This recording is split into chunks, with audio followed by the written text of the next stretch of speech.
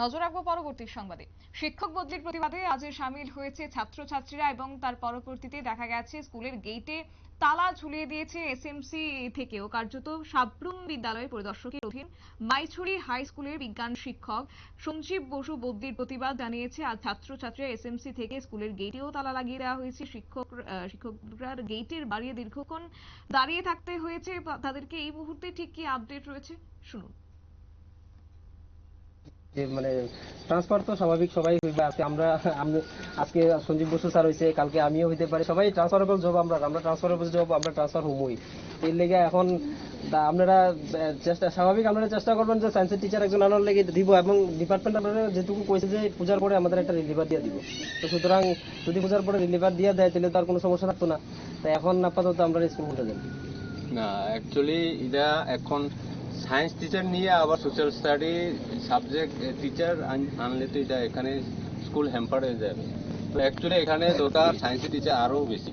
তো যেখানে দুইজন টিচার ওইখানে আরেকজন নিয়ে আবার social study subject teacher already এখানে সাফিসিয়েন্ট আছে।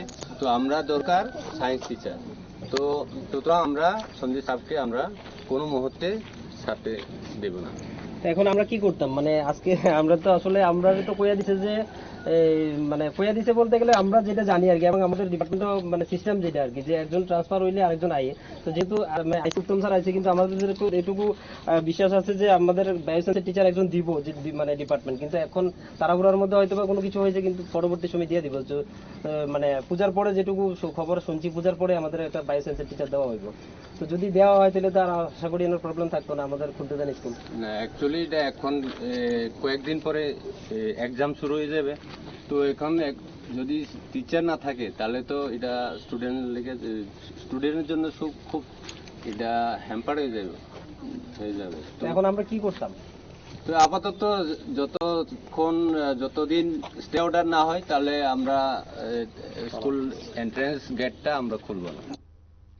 আপনারা শুনলেন তাদের বক্তব্য। এবং রাজ্যের বিভিন্ন স্কুল থেকে উঠে আসে বারংবার অভিযোগ যে স্কুলের অবস্থা বেহাল, এবং তারই পরিবর্তিতে যদি স্কুলে শিক্ষক না থাকে উপযুক্ত, তাহলে তার বলার অপেক্ষায় রাখে না। স্কুলের ছাত্রছাত্রীর ভবিষ্যৎ কিন্তু একটা প্রকার আশঙ্কায় ভোগেন সেক্ষেত্রে অভিভাবকরা। তারই মধ্যে এবার আজকে সাব্রুম থেকে উঠে এলো সেই ছবি, এবং তাকে কেন্দ্র করে রীতিমতো ক্ষোভ দেখিয়েছেন আজ ছাত্রছাত্রীরা।